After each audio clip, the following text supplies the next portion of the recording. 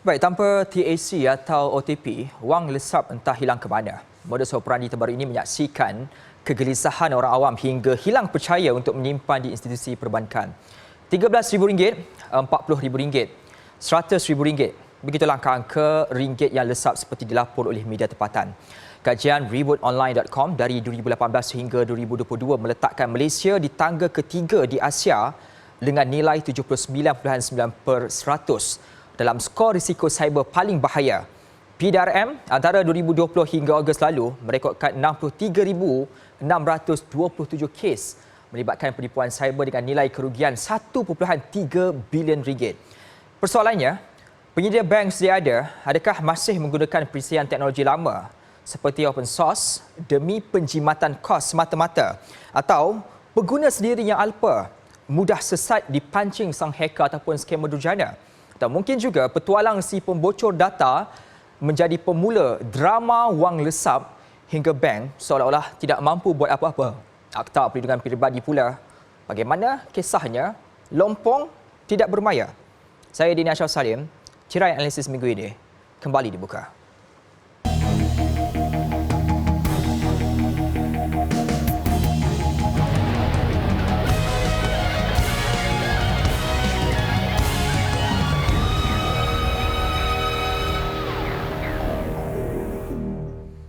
Assalamualaikum dan salam sejahtera. Duit lesap, salah bank ataupun pengguna, dua individu sudah pun bersedia bertemankan saya dalam analisis untuk petang ini berbicara soal satu kes tragedi yang saya kira sudah banyak diperkatakan di media sosial secara khususnya sesiapa pun menjadi mangsanya, dan kita nak menilai secara lebih mendalam tentang perihal ini kerana ianya berkaitan tentang modus operandi terbaru sekarang. Dah tak perlu TAC juga boleh berlaku wang lesap. Maka persoalan timbul dalam kalangan masyarakat, adakah tahap sekuriti keselamatan perbankan negara ada masalah? Maka hari ini saya bawakan individu tersebut, iaitu di hujung sana Dr. Syafiza Muhammad Sharif, Ketua Seksyen Keselamatan Cyber dan juga Penumpuan Teknologi yang akan bersama dengan kita, dan juga Tuan Muhammad Firdaus Jumaluddin, seorang pengamal undang-undang, Tuan Asiah dan Hisam Cawangan Bangi. Assalamualaikum, selamat datang kedua-duanya. Assalamualaikum. Terima kasih kerana bersama dengan analisis untuk petang ini. Saya kira ini satu topik yang akan mendapat perhatian umum kerana ia berkaitan tentang duit. Bercakap soal duit, semua orang akan mengambil fokus utama kan. Apatah lagi bila duit yang disimpan hasil titik peluh tiba-tiba hilang pula di dalam akaun bank. Maka persoalan banyak menjadi pertikaian. Soalan awal ni saya nak tanyakan dulu kepada individu yang sentiasa bermain-main dengan perisian teknologi dan juga cyber ini, Dr. Syafiza. Doktor, kalau dahulu kita seringkali diberi gambaran melalui pelbagai kempen dilakukan oleh pihak berkuasa, jangan bagi nombor TAC ataupun OTP daripada mana-mana pihak yang datang kepada kita, sedangkan kita tak buat langsung apa-apa bentuk transaksi. Tetapi kini tak perlu TAC pun dah boleh berlaku kes sedemikian rupa. Berbalik kepada perkara ini, secara asasnya perubahan revolusi hacker dan skamer ini, bagaimana pandangan daripada doktor melihat kepada revolusi itu? Okey. So terima kasih untuk bertanyakan soalan ni. Memang soalan ni memang hot jugalah. Memang bila keluar di media sosial ataupun di berita, memang ada jugalah yang bertanya dengan saya berkaitan dengan ni. Okey, so kita melihat bila kita cerita pasal scammer, ini just saya hanya mengulang balik kepada ada seorang expert security yang pernah cerita kat saya. Seorang scammer tak semestinya seorang hackers. Betul. Okey, tetapi hackers biasanya adalah scammers. Okey, sebab hackers ni dia ada teknologi, dia ada pengetahuan teknologi untuk melakukan scamming. Okey, tapi yang scammer ni kadang-kadang dia old school lah. Dia call, dia tipu, minta TAC yang normal yang kita biasa dengar itulah. Okey, tetapi yang hackers ni, apa yang dia lakukan adalah dia akan menggunakan tools dan kaedah-kaedah untuk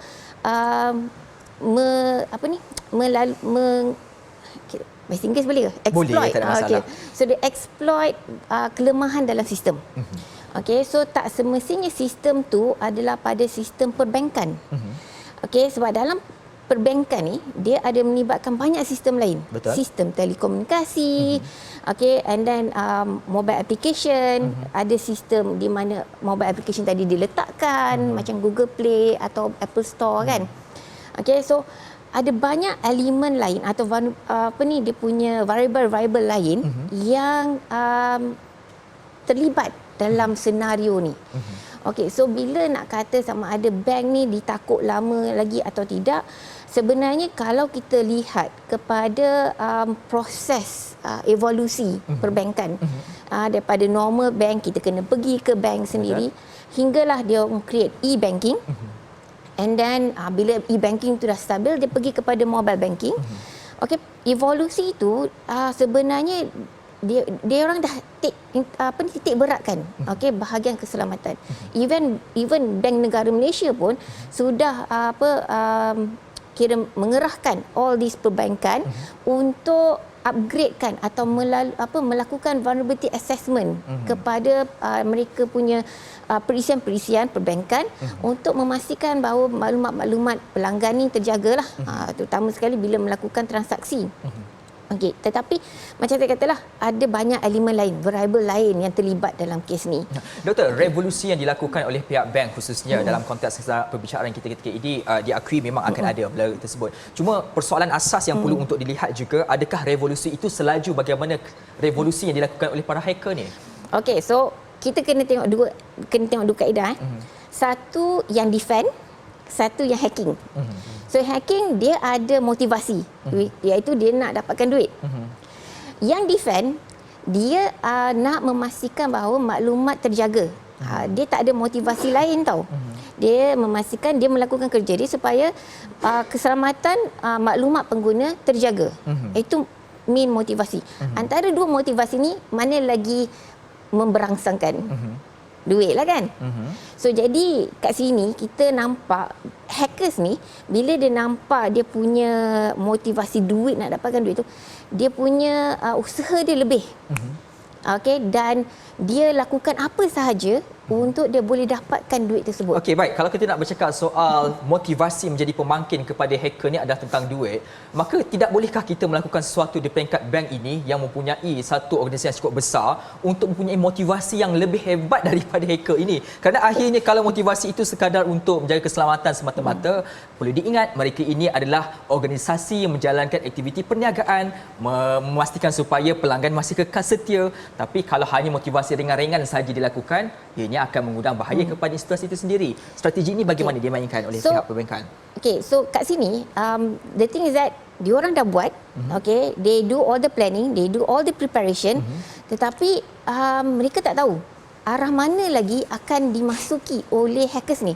Sebab hackers ni, okay, jalan A tutup, dia pergi jalan B. Jalan B tutup, dia cari jalan C. Dia cari selagi boleh untuk memastikan dia boleh dapat. So jadi kita sebagai yang defender, dia dah tengok semua-semua ni. Tetapi kadang-kadang kita akan ada yang terlepas pandang. Kita manusia kan? Okey, so jadi kat sini yang dicari oleh hackers.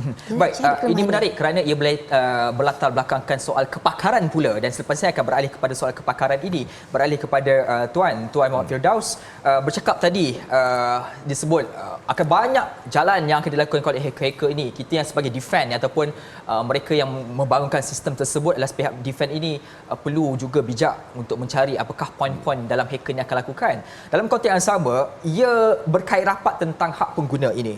Kerana wujud keadaan apabila difahamkan seperti tadi, kita luar kawalan, maka disebabkan luar kawalan itu bank tak nak bertanggungjawab, kerana akhirnya balik semula kepada pengguna, kecuaian mereka. Dalam undang-undang sendiri, bagaimana undang-undang melihat tentang perkara ini? Sebab akhirnya nanti defense oleh pihak bank ataupun pihak penyedia institusi ini, kami dah lakukan yang terbaik, kecuaian di pihak anda. Benar. Baik, terima kasih Tuan Pengacara kita.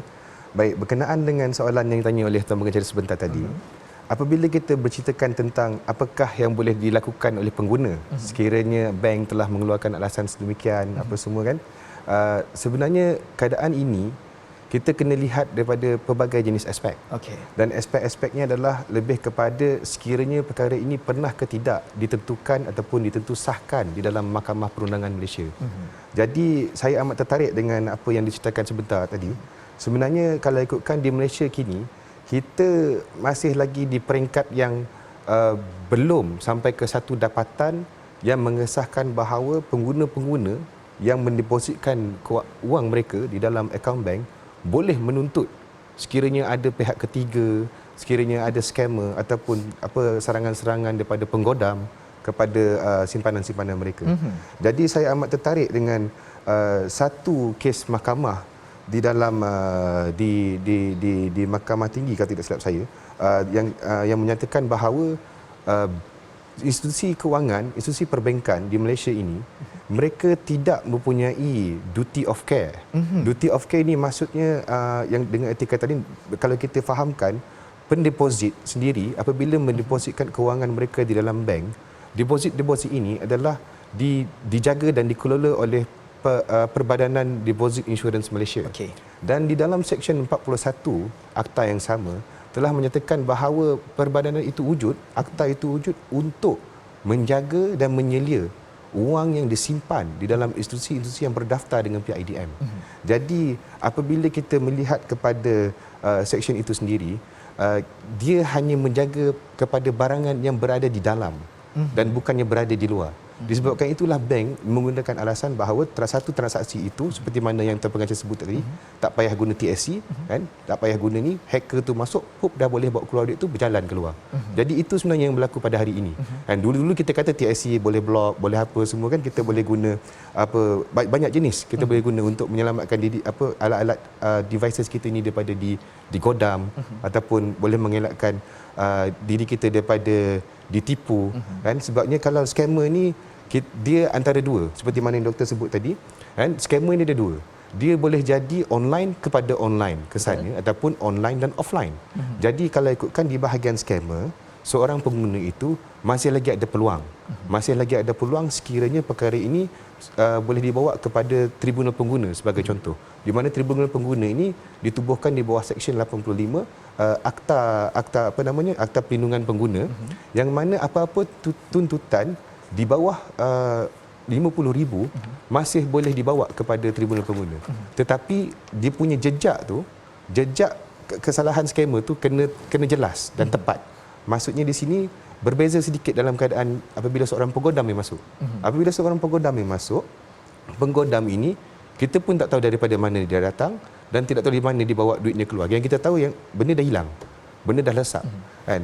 Tapi apabila kita melihat kepada bahagian scammer, tindakan scammer ini kita boleh kenal pastikan adalah satu tindakan yang kita kena kumpul banyak jenis jejak-jejaknya. Contohnya, adakah jejaknya itu boleh dikait rapatkan dengan apa yang berlaku secara fizikal dan bukan setakat yang berlaku secara digital sahaja. Dan apabila kita melihat keadaan itu, bahagian scammer yang menghala ke arah offline lebih senang untuk kita tuntut daripada kita bawa kepada bahagian penggodam. Tapi apabila kita menceritakan tentang institusi kewangan, seorang pengguna itu kita kena mungkin kita kena menambah baik ataupun kita kena explore lebih lagi. Di mana apa yang kita lihat pada hari ini, masih lagi kita punya Mahkamah Perundangan belum dapat menentusahkan ataupun kita punya badan perundangan paling menentusi untuk perkara-perkara ini. Baik, secara jelas memandangkan isu ini bukan sahaja berlaku di Malaysia, adalah isu global dan ia saban tahun semakin meningkat. Persoalan asas dari konteks undang-undang, ada ataupun tidak undang-undang secara khusus untuk mendepani isu yang semakin hari semakin meruncing ini? Saya disebabkan kita pun bukan penggubal undang-undang, jadi apa yang kita boleh katakan sebagai seorang pengamal adalah perkara yang dah sedia ada. Jadi perkara-perkara yang dah sedia ada, terutamanya pada undang-undang, saya dapati dan saya lihat keadaan ini, undang-undang yang ada untuk mengelola, contohnya seperti penguatkuasaan, kita sudah ada hari ini, kita ada MyCert. MyCert is the Malaysia Cyber Attack Response Team. And then kita ada CCID, yang mana dia lebih kepada kita boleh semak mule account yang disediakan oleh PDRM. Jadi kebanyakan agensi-agensi ini bekerjasama antara satu sama lain, terutamanya PDRM dan MCMC. Jadi kita ada sedikit perjalanan perundangan itu untuk diperketatkan. Tetapi kalau kita lihat kepada akta-akta yang sedia ada, untuk mendakwanya pula sangat limited. Apa yang kita ada hari ini adalah untuk pegodam di bawah Akta Cyber Crime Act, hanyalah bentuk-bentuk hukuman yang didenda daripada serendah-rendah 250,000 sehingga 500,000, penjara selama 1 tahun sehingga 10 tahun sahaja. Jadi kalau diikutkan, apabila kita hendak mendakwa seorang penggodam itu, banyak kita kena rentetan kronologi peristiwa tu kita kena follow. Sebab maksudnya macam mana kita nak tahu penggodam tu dia hack pukul berapa, dia hack perjalanan ni macam mana. So banyak lagi kita belum ada. Sebab seingat saya undang-undang yang berkaitan dengan cyber di Malaysia yang paling latest adalah dibuat pada tahun 1994. Baik, ini satu dapatan yang menarik apabila kita bercakap soal perundangan. Rupa-rupanya perundangan agak limited berkaitan perkara ini, dan pastinya saya akan beralih kepada doktor kerana adakah sebab undang-undang itu limited maka ruang untuk mereka melakukan penambahbaikan itu dilihat di padang sepi. Maka konteks ini kita akan bicarakan selepas ini dalam analisis, dan ke mana kembali selepas ini.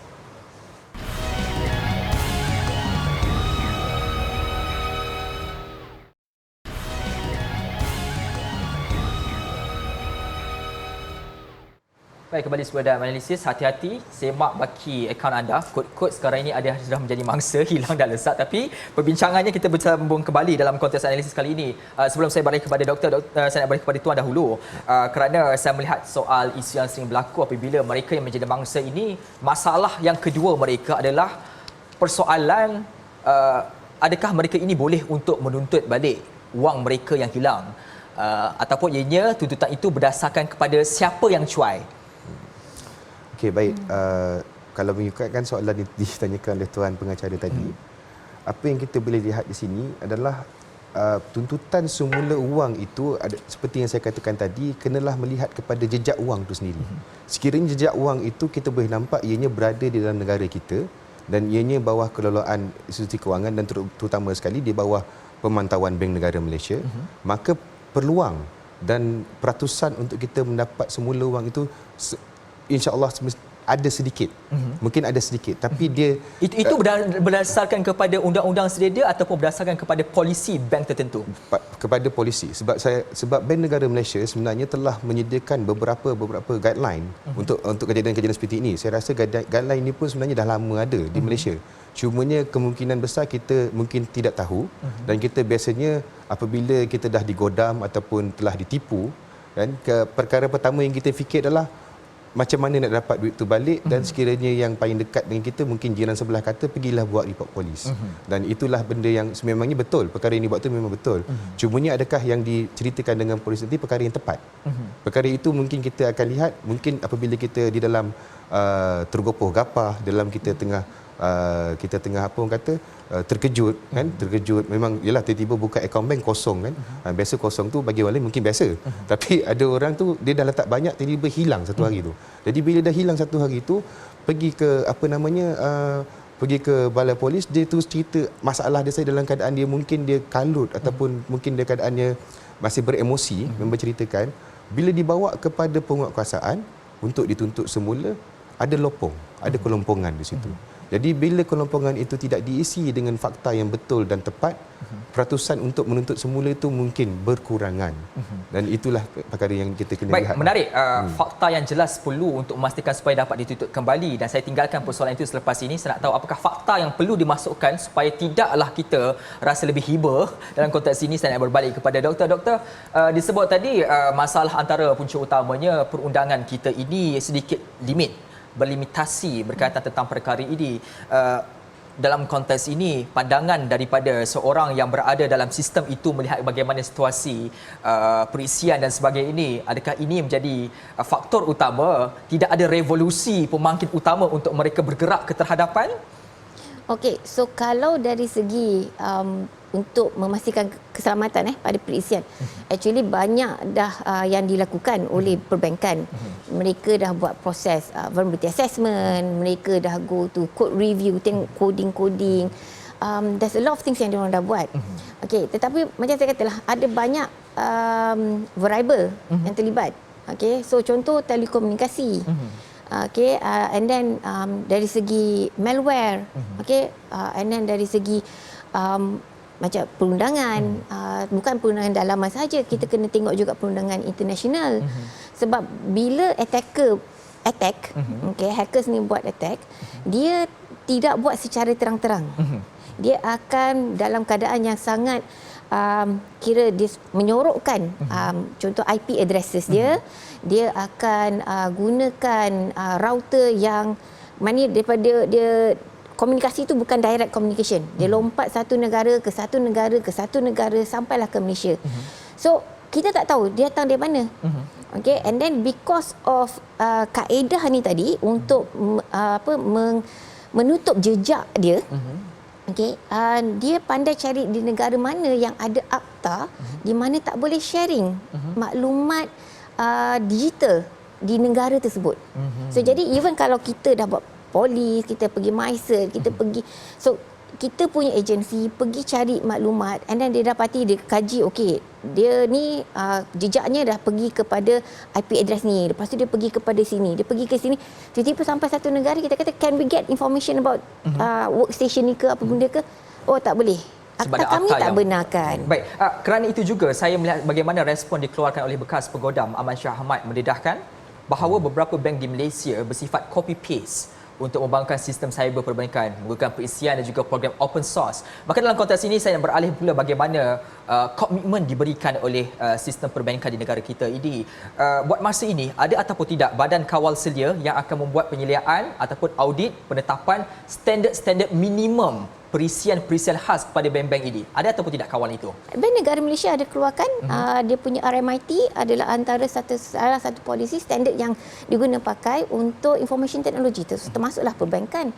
And then dia ada polisi-polisi lain yang boleh guna pakai ISO, NIST, NICE, banyaklah framework yang boleh guna, guideline-guideline yang dia boleh guna pakai yang di-applykan oleh semua institusi, bukan sahaja perbankan. Sebab bila kita kata cyber security ni, dia maklumat mana-mana pun ada. Okay, and perlukan selamatkan atau dipastikan selamatlah. So jadi kalau dari segi dulu Aman Shah cakap kita memanglah ada pakai open source apa semua. Open source jimat, itu memang satu kita pasti. Tapi open source juga antara yang lebih secure. Because dia ni community. Bila community, dia punya proses untuk upgrade lebih cepat daripada yang komersial. Sebab komersial, you nak upgrade, you kena bayar. Kadang-kadang patch tu tak patch lah, apalah semua. So sebab tu antara reason pergi kepada open source, sebab community lebih cepat bergerak. Macam kita lah, netizen kan cepat bergerak kan. Cepat bergerak dan juga keselamatan lebih tinggi. Ianya berlaku dalam konteks open source ni? Ya, betul. Berbanding dengan yang private? Ya, sebab ada isu pembayaran. You nak patch, you ada certain payment you have to pay.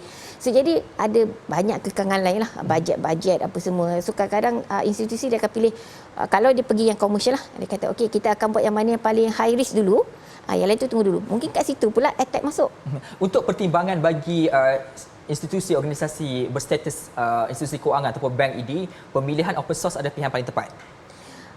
Depending on kat mana diguna pakai. Okay, and then ikut landscape daripada negara kita, bank-bank semuanya sudah ada secara mobile dan sebagainya, lebih kurang sama saja semua bank. Soalan saya, adakah itu pilihan terbaik?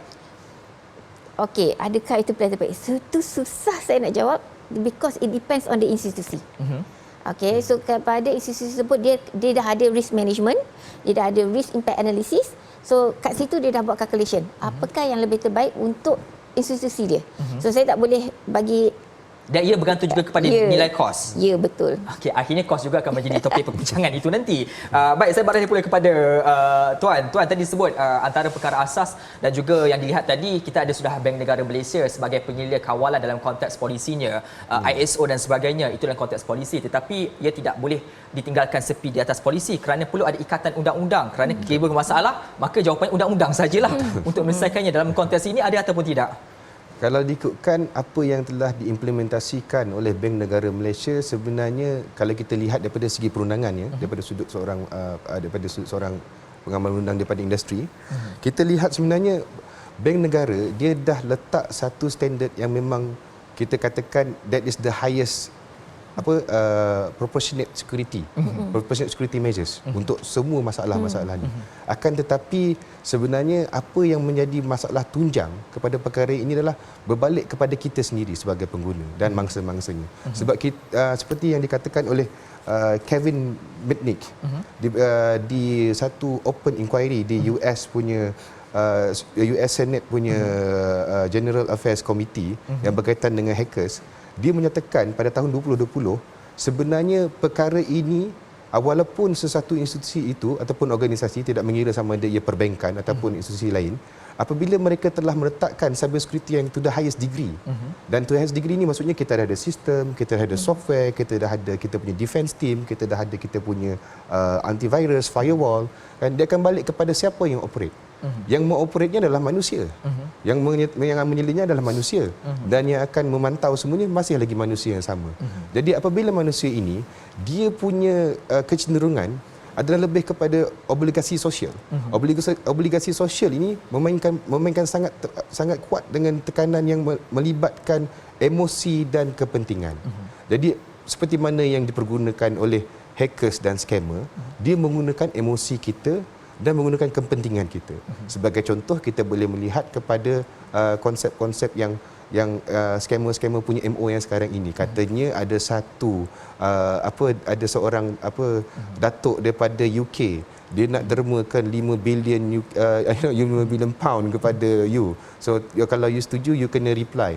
The moment you reply that email, telah berlaku satu electronic exchange.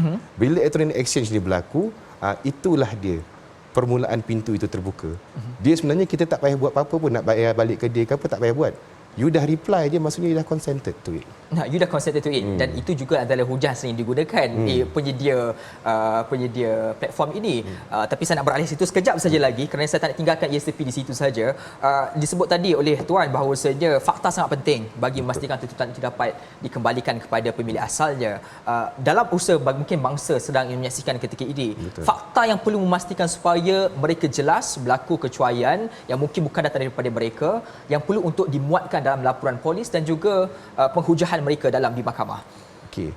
Sebenarnya kalau apabila seseorang mangsa itu tengah menghadapi satu keadaan seperti ini, yang sama ada dimulakan oleh seorang scammer ataupun hacker, yang pertamanya lah kita tidak boleh kelang kabut. Kalau kita kelang kabut, kita tergopoh gapah, apa yang kita nak sampaikan itu mungkin tak sampai. Jadi dalam keadaan pertamanya kita hendaklah bertenang dan kita buatkan satu macam kita panggil senarai semak lah, the checklist. Checklist apa kena buat. Pertama sekali adalah dapatkan fakta-fakta yang melibatkan kronologi peristiwa. Kronologi peristiwa daripada mulanya sampailah ke hari kejadian, dan keduanya apakah dokumen-dokumen sokongan yang boleh membantu fakta-fakta itu. Dokumen-dokumen sokongan ini kita boleh lihat kepada, contohnya kita punya bank statement, ada SMS kan, ada dia punya apa orang kata tu, dipanggil kalau let's say kalau ada sistem perbankan ini, apabila dia detect satu paranormal transaction kepada kita punya account, dia dah akan hantar notification. Ada certain perbankan memang kebanyakannya saya rasa memang dah ada hari ini. Itu yang kita boleh pastikan lah. Cumanya apa yang dia orang buat, apa yang mangsa-mangsa, apa yang mereka mangsa ini buat. Sebab mangsa-mangsa ini dia kena lebih peka dan dia kena jaga apa yang mereka kena buat apabila berhadapan dengan potential scammer ataupun hacker dalam keadaan mereka ini.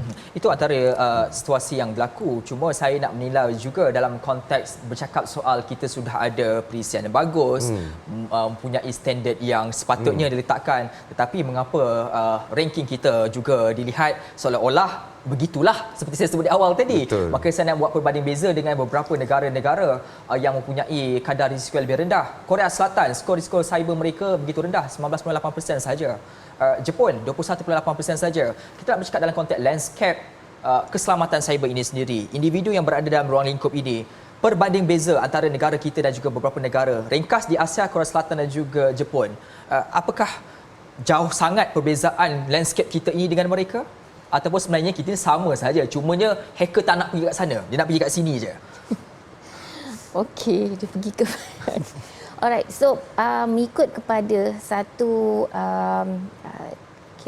research yang dilaksanakan oleh Asset Antivirus, pada tahun 2021 didapati bahawa memang ada sindiket yang memang target Malaysia.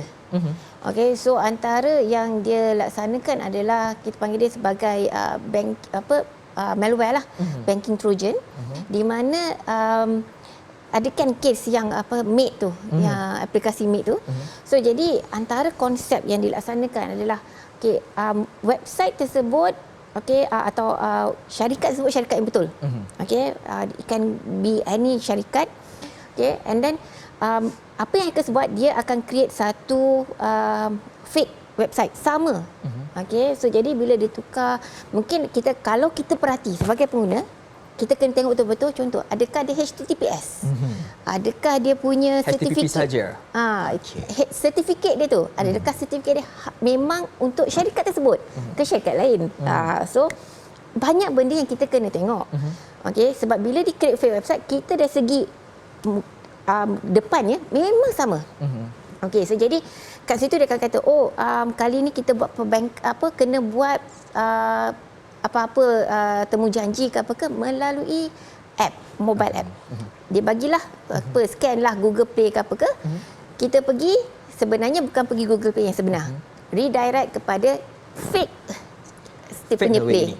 Itu antara strategi yang dilakukan. Cuma saya tertarik di awal tadi, memang ada modus operandi itu targetnya negara Malaysia. Persoalan paling besar pula kembali, kenapa Malaysia, kenapa tidak negara lain? Tapi perkara itu kita nak sambung selepas ini dalam analisis. Jumpa selepas ini.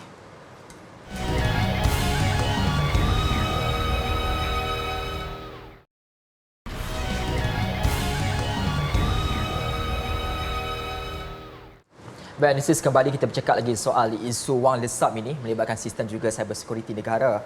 Disebut tadi oleh doktor, memang ada satu tindakan ataupun kumpulan sindiket yang fokusnya mahu menyerang negara Malaysia.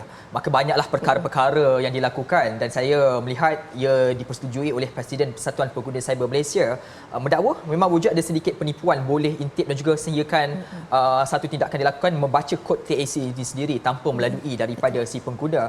Persoalan besar yang saya lampirkan ini, kalau ianya dilakukan secara sedikit-sedikit, itu mungkin tidaklah menjadi persoalan besar, tetapi sehingga wujudnya kumpulan ataupun sindiket yang targetnya adalah negara Malaysia. Maka persoalan besarnya, adakah disebabkan negara Malaysia sistemnya begitu lemah, maka mereka mahu masuk sebab itu memudahkan operasi mereka? Bagi saya, ini pendapat saya dari segi sistem, saya tak rasa itu masalah utama kita. So jadi bila didapati daripada kajian yang dilakukan daripada universiti di Malaysia kepada security awareness dari kalangan senior citizen, orang yang dah bekerja dan juga kanak-kanak, memang kita dapati bahawa level awareness adalah rendah di Malaysia. So jadi pendapat saya, inilah reason sebenar kenapa sindiket-sindiket ni attack Malaysia lah. Menggunakan kaedah-kaedah social engineering, phishing, kaedah malware attack, because dia tahu rakyat Malaysia mudah kena pancing, especially kalau ada menjanjikan some kind of duit, atau award, hadiah, ataupun gunakan perasaan takut, awak akan kena saman, awak kena bayar ni, again lah duit lah kan. So jadi ini adalah kemungkinan besar kenapa kita di Malaysia kena target. So jadi even kalau kita tengok kepada research Kaspersky untuk tahun 2022 Januari sampai April, dia keluarkan bahawa Malaysia top 10 untuk mobile banking trojan, which is malware lah untuk attack financial kita. So memang dia target Malaysia lah, antara salah satu negara. Banyak negara lain tapi Malaysia terlibat di dalam tu, dalam list tu. Doktor, menarik dalam konteks ini juga soal TAC ini, saya melihat bagaimana landscape yang digunakan di negara Malaysia. Penggunaan TAC ataupun OTP ini bukan sahaja digunakan oleh pihak bank untuk dapat pengesahan, malahan aplikasi membeli belah juga menggunakan kaedah yang sama. Dan kalau saya rujuk kembali teknologinya, penggunaan nombor telefon itu digunakan pengesahan untuk bank, juga digunakan untuk pengesahan bagi pembelian beli belah apa jualah aplikasi yang ada dalam sistem sekarang ini, dan dilihat juga dalam konteks faktor kebocoran maklumat.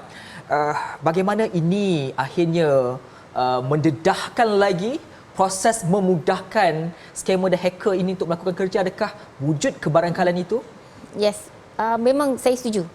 Okey, disebabkan mobile telefon, okey, bukan hanya di Malaysia, overseas, luar negara, semua aplikasi-aplikasi, even aplikasi luar negara pun macam WhatsApp, Facebook, semua menggunakan phone number sebagai verifying diri, okey, identity verifier. Okey, so jadi bila menggunakan mobile telefon sebagai identity verifier, dia memang ada 3 type paling common attack due to SMS. Okay, so satu sama ada pada signaling system telekomunikasi, okay, which is daripada 1975 lagi protokol ni wujud.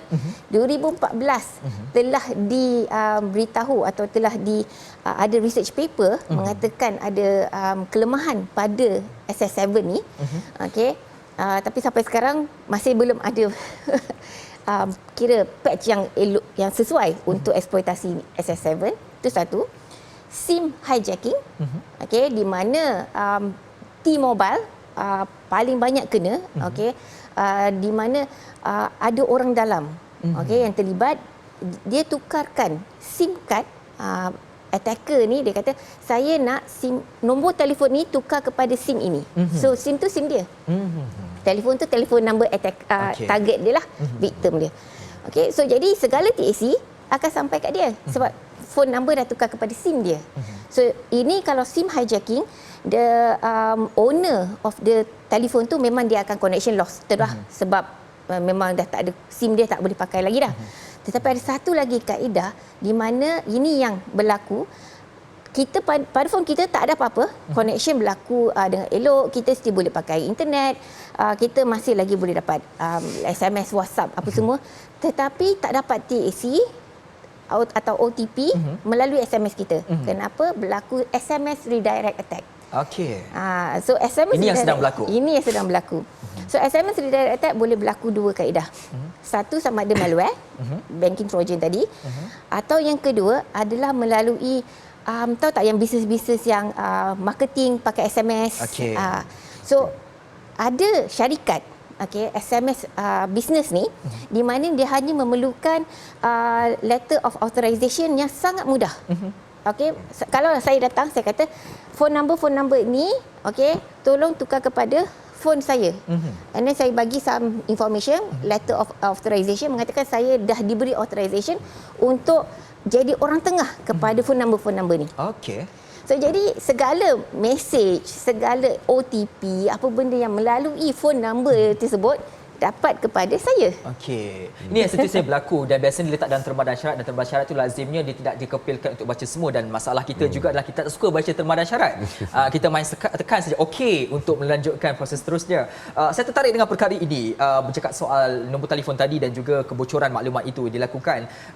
Dan ini saya nak bertanya kepada Tuan Firdaus, kalau saya lihat soal isu kebocoran maklumat ini, khususnya berkaitan tentang nombor telefon yang sekarang ini menjadi link utama kepada apa-apa transaksi juga untuk dapatkan TAC itu sendiri, agak menakutkan kerana kalau lihat sejak 5 tahun ke belakang 100 juta data peribadi bocor, yang mana baru-baru ini juga IP8A antara yang telah pun berlaku situasi ini menimbulkan ketakutan kepada kita. Maka ia bercakap juga soal Akta Perlindungan Data Peribadi. Di negara kita ini, pandangan daripada Tuan sendiri selaku individu dalam bidang perundangan, Akta Data Peribadi kita adakah sudah cukup untuk menyimpan, memprotek ataupun mengawal maklumat-maklumat yang kita berikan kepada mana-mana pihak telah pun kita benarkan? Pada pandangan saya, kalau ikutkan kepada pemakaian Akta PDPA ini sendiri, ya, Akta PDPA ini sebenarnya dia lebih kepada perlindungan kita sendiri. So maksudnya sekiranya dalam perlindungan itu mengawal dan penyeliaan dia datangnya daripada kita. Contohnya sekiranya macam biasa kita lihat hackers ni kan, dia ada satu kita panggil identity theft. So sekiranya identity theft punya MO tengah dijalankan oleh hackers, jadi PDPA itu sendiri tidak dapat membantu kat situ. Sebabnya dekat PDPA kata semua data milik kita adalah semuanya adalah kepunyaan kita sendiri. Dan sekiranya kita membenarkan data itu untuk di leak out, maka being leak out itu kenalah ada satu dokumentasi seperti mana yang dikatakan oleh doktor tadi. Maksudnya you guna satu letter of authorization sahaja, so everything is out. Dia Dan itu tidak salah dan memudahkan. Dia tidak salah sebenarnya. Maksudnya akta itu dah tidak dapat melindungi kita. Maksudnya di sini sebenarnya kalaulah kita hendak memberikan letter of authorization kepada mana-mana organisasi ataupun individu, sekurang-kurangnya dia kena ada verification. Saya rasa benda verification dah lama ada untuk digital documents. So maksudnya kita boleh verify that digital documents bila kita beri kepada orang dan diverifikan that the sumber datang itu daripada kita. Seperti mana yang kita gunakan di e-filing system di mahkamah. Semua e-filing system punya dokumen di mahkamah sendiri, apabila kita dah filekan dan digunakan untuk dijadikan sebagai evidence ataupun exhibit di dalam mahkamah, mahkamah sendiri dia ada keluarkan satu coding pada dokumen itu. Jadi siapa-siapa pun yang hendak, macam contohnya macam scammer sekarang ni kan menyamar kata daripada mahkamah ke apa, dia serahkan kita dokumen, sebenarnya pada dokumen mahkamah yang asli dia ada coding yang diletakkan pada dokumen tu, yang mana hanya satu software yang digunakan oleh mahkamah. Bila kita memverifikan dia, memang betul itu datang daripada mahkamah sendiri. Kita panggil dia lebih kurang kepada konsep e-signature. Adalah undang-undang baru yang sedikit yang membantu kita, tapi still masih lagi kita Jadi perlu ada pindaan secara khusus untuk merevolusikan lagi perlindungan terhadap data pribadi ni. Betul, sebabnya kita sekarang ni berada di alaf 2022. Jadi apabila kita melihat, dan saya rasa ini adalah berkaitan sangat rapat dengan kepakaran doktor sendiri, dia lebih kepada teknologi convergence, ataupun dalam bahasa Melayu ni kita mengasimilasikan diri kita, kehidupan kita, gaya hidup kita dengan teknologi. Jadi bila kita dah mulakan gaya hidup yang sebegini, sepatutnya penyeliaan, pengawalan dan pemantauan kena ada yang sama. Sebab saya lebih berminat dengan apa yang berlaku apabila kita ceritakan pasal masalah scammer ni kan. Point A menipu point B dia kata setuju dan dia percaya dengan point A minta duit, B bagi duit dekat A. Tapi sebenarnya di antara point A kepada point B tu ada satu titik tengah. Titik tengah yang mencerminkan transaksi tu, transaksi antara dua pihak ini. Jadi sebenarnya undang-undang kita untuk menjaga transaksi di antara A dengan B itu tidak ada. Itu yang berlaku sekarang. Itu masalah utama dan perundangan yang perlu untuk dipinda dan diperhalusi oleh penggubal undang-undang. Dalam masa yang sama juga, selepas ini nak bertanya kepada pengamal undang-undang ini, kalau betul di peringkat pengguna perlu berhati-hati tindakan dilakukan, tetapi di peringkat penyedia platform pula, apakah tanggungjawab yang perlu diikat dan perlu untuk dipatuhi oleh mereka? Kerana itu sangat penting bagi memastikan semua pihak-pihak terjaga. Semuanya dalam analisis kembali selepas ini.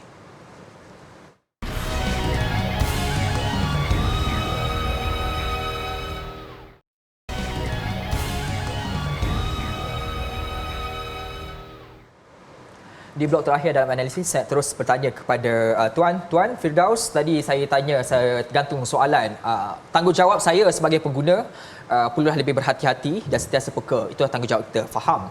Cuma kita nak menilai perlu tanggungjawab di peringkat mereka penyedia platform. Sebagai contoh institusi kewangan ini sendiri, tanggungjawab yang perlu dimainkan mereka untuk mengurangkan impang ini bagaimana? Okey, bagi yang menyediakan platform kepada para pengguna, sebenarnya kalaulah kita mengkumpulkan semua pengguna-pengguna di Malaysia sahaja, ya, sebenarnya kalau kita ikutkan, pengguna di Malaysia ni pun telah diklasifikasikan. Ada yang T20 kan, B40 apa semua kan. Jadi sebenarnya kalau kita nak mengambil setiap kepentingan pengguna itu dan dijadikan satu parameter, kemungkinan besar dia akan menindas pengguna-pengguna yang lain. Contohnya kita ada pengguna yang mungkin pendapatan tinggi dan ada juga yang berpendapatan rendah. Jadi pihak-pihak penyedia platform ini dia kena berada di satu tahap yang setimpal. Yang setimpal dengan kesemua pengguna secara keseluruhan. Melainkan sekiranya penyedia platform itu boleh menyediakan satu servis yang khusus. Contohnya macam contohnya kira kita katakan yang bagi sebahagian daripada aplikasi perbankan, apabila ada potensi, contohnya apabila MyCert ataupun BNM membuat satu pengumuman bahawa terdapat satu potensi malware attack ataupun satu potensi penggodam kepada kita, jadi semua aplikasi perbankan ini dia dah menotifikan semua dia punya pengguna-pengguna. Maksudnya apabila pengguna tu buka sahaja dia punya aplikasi, dia dah dapat notifikasi. Tapi sebenarnya kalau kita pergi ke lebih dalam, apa yang kita boleh lihat di situ adalah sebenarnya parameter. Kita ada parameter yang kita kena jaga. Maksudnya parameter ini dia kena konsep yang menyeluruh, yang lebih kepada satu horizon yang menjaga semua orang. Dan apabila menjaga semua orang itu, kita dapat mengantisipatkan apa yang jadi lepas itu takkan terjadi. Takkan terjadi. Betul. Sedikit ringkas juga berkaitan tentang perkara ini dari konteks perundangannya pula kan. Kita nak memastikan supaya penyedia platform ini ikut piawaian, kerana tadi piawaian itu ada di dalam BNM, tetapi dalam konteks perundangan itu mungkin ada kosongnya pandangan daripada tuan sendiri, keperluan untuk meminda undang-undang sedia ada untuk mengenakan hukuman kepada mana-mana penyedia platform yang tidak ikut piawaian yang diletakkan oleh pihak BNM ini.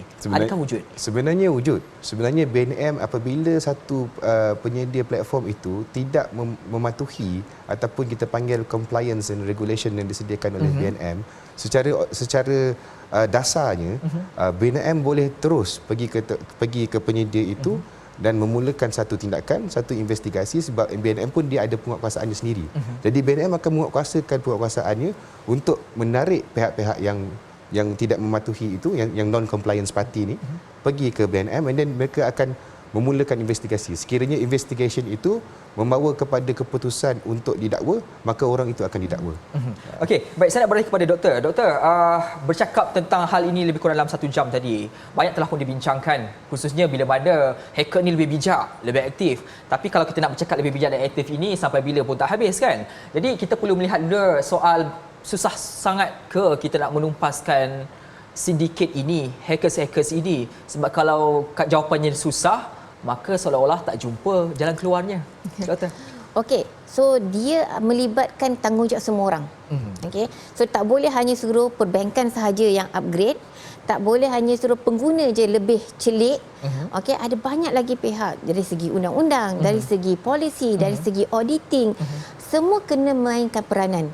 Okey, kuat kuasa kena laksanakan. Okey, bila berlakunya satu-satu kepincangan ke apa ke, mereka kena ambil tindakan dengan cepat. Tak bolehlah tunggu lama-lama. Sebab lagi lama, lagi banyak kes lain yang akan terlibat. So kita kena laksanakan dengan cepat, kuat kuasa dengan lebih cepat. So perundangan perlu di-upgrade. Kita tak boleh tahun 2020 kita kenalah upgrade 2020 juga. Tak bolehlah masih pakai tahun 19 kan lagi kan. So jadi ada banyak elemen yang kena ambil peranan, bertanggungjawab bersama-sama untuk meningkatkan. Hanya dengan cara itulah kita boleh improvekan keselamatan komputer termasuklah perbankan di Malaysia. Itu anda saja. Sikit saja di hujung ini ada 2 persoalan ringkas saya nak bertanya kepada Tuan Firdaus. Pertama, ringkas saja jawapan saya perlukan. Penggunaan kita ada PIDM yang merupakan salah satu badan insurans deposit Malaysia. Kalau dalam kes begini, PIDM berfungsi untuk menyelesaikan, membantu atau tidak?